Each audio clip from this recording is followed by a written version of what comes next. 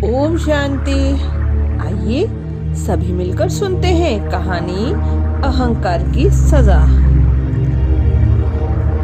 एक बहुत ही घना जंगल था।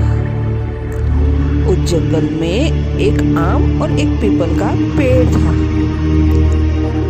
एक बार मधुमक्खी का झुंड उस जंगल में रहने को आया, लेकिन उस मधुमक्खी के झुंड को रहने के लिए एक घने पेड़ की जरूरत थी। रानी मधुमक्खी की नजर एक पीपल के पेड़ पर पड़ी, तो रानी मधुमक्खी ने पीपल के पेड़ से कहा, हे पीपल भाई, क्या मैं आपके इस घने पेड़ की एक शाखा पर अपना परिवार का छत्ता बना लूं? पीपल को कोई परेशान करे, यह पीपल को पसंद नहीं था। अहंकार के कारण पीपल ने रानी मधुमक्खी से गुस्से से कहा, हटो यहाँ से, जाकर कहीं और अपना छत्ता बना लो, मुझे परेशान मत करो। पीपल की बात सुनकर पास ही खड़े आम के पेड़ ने कहा, पीपल भाई, बना लेने दो छत्ता, ये तुम्हारी शाखाओं में सुरक्षित रहेगी। पीपल ने आम से कहा, तुम अपना काम करो, इतनी ही चिंता है तो तुम ही अपनी शाखा पर छत्ता बनाने के लिए क्यों नहीं कह देते? इस बात से आम के पेड़ ने मधुमक्खी रानी से कहा, हे रानी मक्खी, अगर तुम चाहते हो तो तुम मेरी शाखा पर अपना छत्ता बना लो। इस पर रानी मधुमक्खी ने आम के पेड़ का आभार व्यक्त किया और अपना छत्ता आम के पेड़ पर बना लिया। समय बीतता गया और कुछ दिनों बाद जंगल में कुछ लकड़हारे आए। उन लोगों को आम का पेड़ दिखाई दिया और वे आपस में बात करने लगे कि इस आम के पेड़ को काटकर लकड़ियां ले लिया जाए।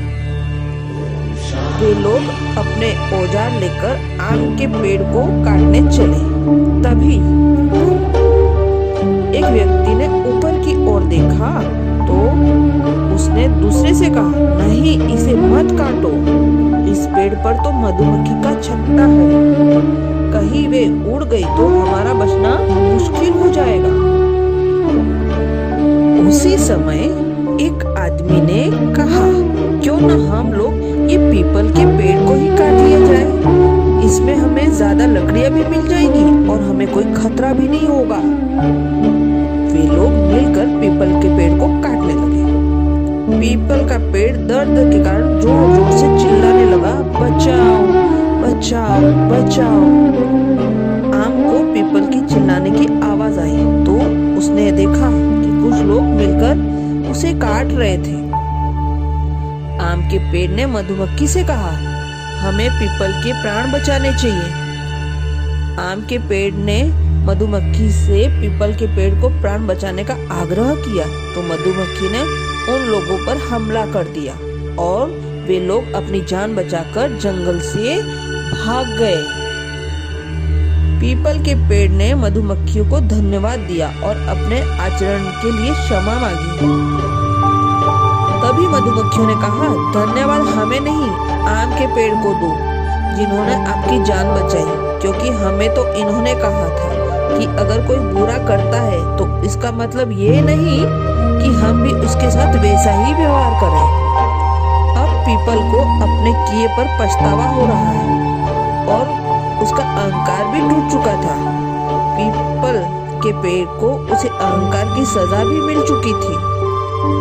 इस कहानी से शिक्षा यह है कि हमें कभी अहंकार नहीं करना चाहिए।